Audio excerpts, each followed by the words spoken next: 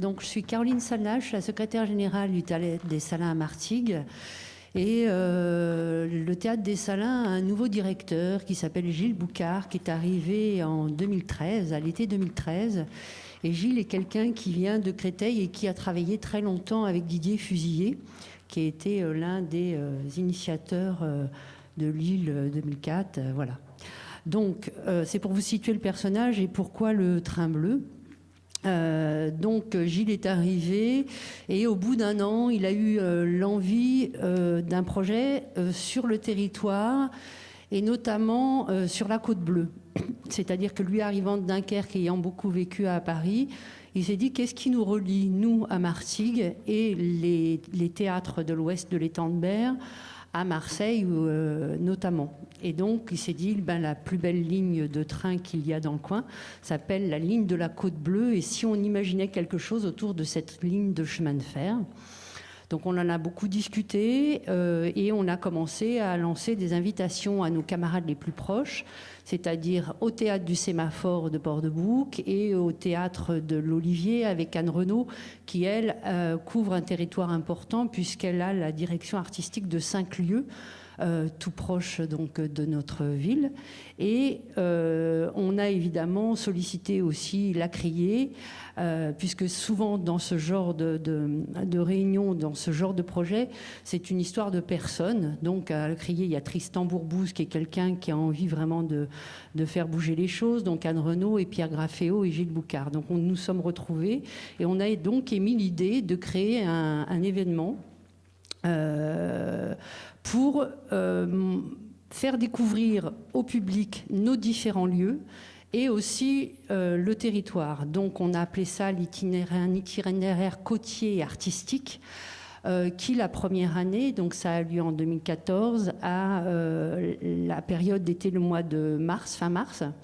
Et c'était de faire des spectacles dans chacun des lieux, mais en se disant, on ne va pas demander aux gens, comme d'habitude, de venir avec leur petite voiture, de se poser sur nos parkings.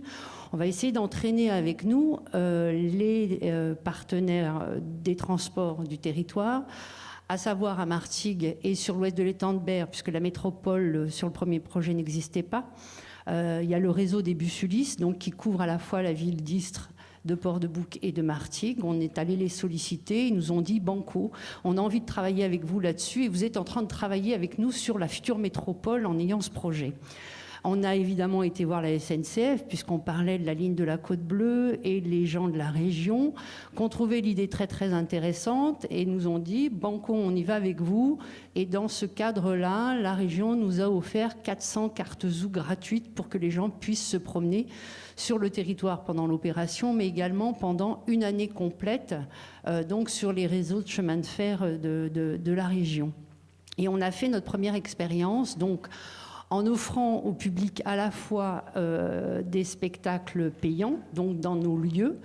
Pour cela, nous avons aussi harmonisé les tarifs, c'est-à-dire que ces spectacles-là étaient évidemment visibles à l'unité pour les gens qui ne participaient pas à la manifestation, donc qui payaient le tarif normal d'un spectacle dans chacune de nos salles, soit avec un abonnement, soit en tarif plein. Et pour l'opération, nous avons créé un tarif à 10 € qui perdure encore aujourd'hui. Donc, quel que soit le spectacle, vous voyez, quelle que soit la salle dans laquelle vous allez, vous payez ce tarif à 10 €. Et puis autour de ça, on a créé d'autres événements puisqu'on a travaillé avec les gens du territoire.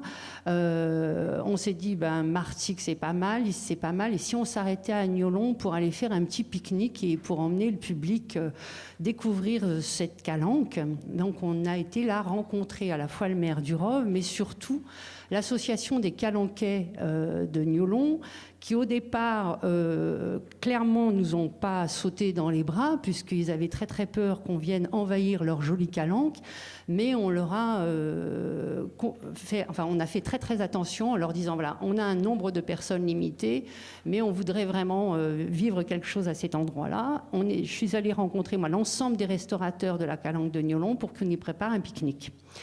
Et puis, parallèlement à ça, on offrait un certain nombre de spectacles gratuits tout au long du parcours. Et là, notamment à Agnolon, on a demandé à l'ERAC de voir s'ils n'avaient pas une idée pour proposer un travail des étudiants de l'ERAC dans le cadre de ce train bleu.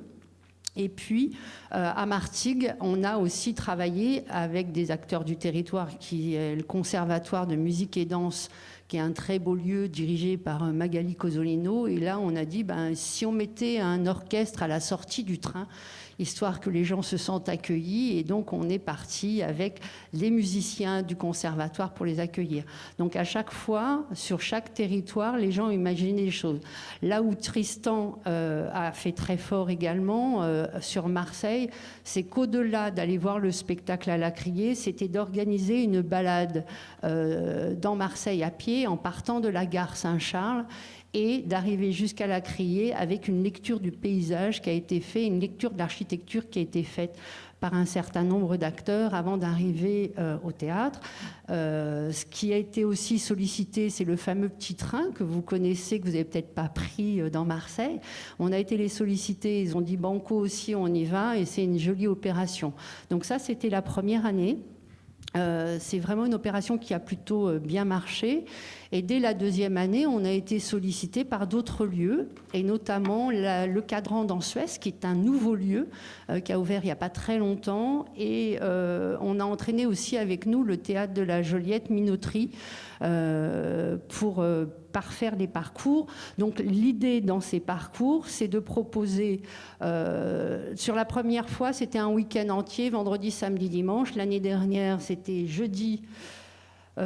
mardi, mercredi, vendredi, samedi, dimanche. Et c'est là où on s'est heurté à la difficulté de travailler sur ce type de projet sur une semaine. C'est de n'utiliser donc que les transports en commun. C'est-à-dire qu'on fait monter les gens dans un train à Marseille ou à Miramas ou à Istres. Ils s'arrêtent à la première escale où il va y avoir un spectacle. On les attend là, il y a une animation souvent plutôt festive avec un apéro qui est organisé aussi par des partenaires locaux, et ensuite on les emmène dans un théâtre voir un spectacle ou dans un autre lieu, c'est-à-dire qu'on essaie aussi sur nos territoires de faire découvrir des lieux que les gens ne connaissent pas forcément. Donc la première année, comme on avait le site Picasso qui était tout neuf, on les a entraînés voir une création de la compagnie Kubilai Khan au site Picasso, et ensuite après le groupe se divisait en deux, allait d'une part à Port-de-Bouc et de l'autre part au Salin à Martigues pour voir des spectacles. Donc toute l'organisation qui est montée. La première année, c'était les gens prenaient leur billet de train avec la carte Zou, et ensuite on organisait, nous, les transports avec les partenaires de transport pour que les gens à aucun moment ne reprennent leur voiture, jusqu'à les ramener soit à la gare de Marseille pour ceux qui l'avaient déposé à cet endroit-là, soit dans les gares des autres villes, puisque nos points de départ sont toujours des gares. La deuxième année, on a donc élargi la donne, et on a complexifier un petit peu les choses, puisque les gens nous ont dit ça serait bien que on ait nos tickets de bus avant de rentrer dans le bus, puis ça serait bien qu'il y ait des petits sandwichs de prévus, parce que mine de rien, le rythme est parfois un peu élevé. Ils peuvent voir jusqu'à 3 à 4 propositions artistiques dans une journée. Donc on a demandé à des partenaires de nous aider à organiser tout ça, et avec les partenaires des Cartrais notamment et tous les autres partenaires, on a proposé de la prévente de billets qui est très peu cher, puisque c'est 2 € l'aller-retour, pour qu'ils puissent avoir leur billet. Donc la deuxième année, ils avaient déjà un package complet, c'est-à-dire qu'ils avaient à la fois leur place de spectacle, ils avaient leur ticket de bus, et ils n'avaient plus qu'à aller acheter leur billet de train pour pouvoir se promener sur la Côte Bleue. Donc là, on a effectivement entraîné le théâtre de la Joliette Minoterie. Et ce qui est important dans ce type de manifestation, puisqu'elle est quand même très récente, c'est qu'on est très à l'écoute de comment le public réagit. Et là, quand ils sont arrivés au théâtre de la Joliette, pour beaucoup, parce qu'on s'aperçoit que justement ces va-et-vient entre les territoires ne se font pas si simplement, même à titre privé. Beaucoup de gens qui étaient dans le groupe de la Minoterie n'étaient pas revenus dans ce quartier depuis un petit moment. Et donc, ils ont découvert ce quartier qui a complètement changé avec le silo, avec le théâtre, avec les terrasses du port, etc. Et ils nous ont dit, c'est formidable, il faudrait qu'on revienne visiter. Et donc, cette année, nous avons prévu une visite architecturale du territoire pour répondre à la fois à la demande. Et on se trouve qu'effectivement, c'est un territoire qui est vraiment en train de bouger et qui est très intéressant. Et on avait aussi une autre demande qu'on va mettre en œuvre cette année, c'était un parcours qui soit un parcours véritablement familial. On avait tenté de le mettre en œuvre l'année dernière, ça a été un petit peu compliqué, mais cette année, on va le mettre en œuvre et ça se passera entre Martigues et Ensuès-la-Redonne, où là, on va entraîner les parents et les enfants à prendre le train, le bus et à éviter et marcher. On les engage vivement à marcher pour découvrir le spectacle vivant. Là où alors c'est compliqué, c'est pas compliqué, c'est-à-dire qu'effectivement on a affaire à des partenaires très différents, c'est-à-dire la Criée, le Sémaphore, où nous, Scène nationale de Martigues et Ensuès-la-Redonne, on n'a pas du tout les mêmes budgets, on n'a pas du tout les mêmes équipes. Donc il y a une espèce de petit pôle qui s'est créé où il y a des gens qui peuvent être plutôt réactifs. Et c'est vrai que pour le moment, la coordination de cette manifestation est dévolue au Théâtre des Salins. Sur le plan budgétaire, chacun est responsable de sa programmation, donc il n'y a pas de ligne artistique qui est définie. Mais il y a toujours une volonté, ce qu'on disait aussi, c'est de faire découvrir les acteurs du territoire, et notamment là en ce qui concerne des équipes artistiques. Donc Pierre Grafféo, depuis très très longtemps, œuvre sur le territoire avec la volonté d'accueillir des créations locales. Nous, on joue sur les deux plans, à la fois sur l'international, puisque la première année, on avait Frédéric Gravel, et puis on avait Kubilay Khan, qui est un acteur régional également. La Criée travaille aussi dans le même sens. Et puis après, les autres lieux, c'est vraiment aussi leur couleur à eux. Cette année, on avait par exemple la compagnie Didascalie, puisqu'on a créé un repas à la minoterie où il y avait une intervention artistique à la fin du repas avec cette compagnie. Ensuite, on n'a pas de budget spécifique pour cette manifestation, c'est-à-dire qu'aujourd'hui, ce n'est pas une entité à proprement dite. Elle existe comme ça, par notre propre volonté, mais aucun budget n'est vraiment dévolu à ça. Donc, à la fois le Théâtre des Salins et les autres partenaires, et notamment la Criée, nous avons demandé quand même une aide à l'ex-conseil général, maintenant conseil départemental, notamment pour la communication, puisqu'on crée un document qui est un document assez précis pour expliquer aux gens comment ça marche, parce que ça paraît très simple comme ça, mais quand on rentre dans le détail, c'est parfois un petit peu compliqué. Et puis, ça nous permet aussi de participer au financement des actions gratuites que l'on offre au public pendant ces parcours. Donc là, on réfléchit aussi de plus en plus à faire découvrir de nouveaux endroits. Par exemple, à Martigues, il y a une chapelle qui s'appelle la chapelle de l'Annonciade qui a été ouverte l'année dernière. Donc l'année prochaine, nous aurons un concert en collaboration avec le Festival d'Aix dans la chapelle de l'Annonciade. On va aller aussi sur le territoire de Port-de-Bouc. On va essayer d'organiser aussi une manifestation autour du fort de Bouc, c'est-à-dire ce fort qui a été remis au goût du jour par la ville de Martigues, mais qui est assez compliqué d'accès puisqu'il est situé dans une zone Céveso, à Martigues. Donc voilà, on essaye toujours de faire découvrir de nouveaux endroits. Et là, l'année prochaine, Tristan-Bourg... Alors, l'année dernière, c'était très intéressant le travail qu'avait mené la Criée, puisqu'il y avait tout un travail autour d'Eva Doumbia qui avait été fait. Et les gens arrivaient, allaient à la Vieille Charité. Donc c'était aussi une façon de découvrir. De la minoterie, on passait à la Vieille Charité.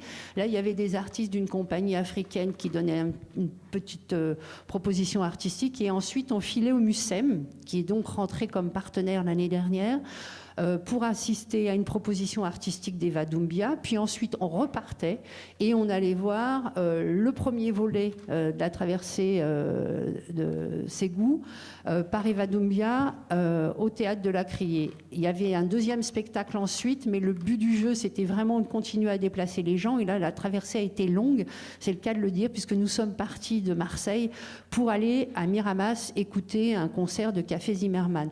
Donc, voyez, comme vous pouvez le voir, les programmes artistiques sont très différents. Très variés. On passe de la danse à de la musique, à du théâtre, pour que les gens aient un espèce de panel comme ça de ce qui peut être proposé sur ce territoire. Ce qui est important aussi, c'est effectivement de s'appuyer sur les acteurs des territoires. Donc, que ça soit, même si c'est des sandwichs, mais ça peut être une centaine de sandwichs. Donc, on demande à des acteurs locaux de venir nous aider ou sur des repas. Par exemple, quand on a été à la minoterie, c'est effectivement le restaurateur de la minoterie qui a concocté le repas pour 70 personnes ce jour-là.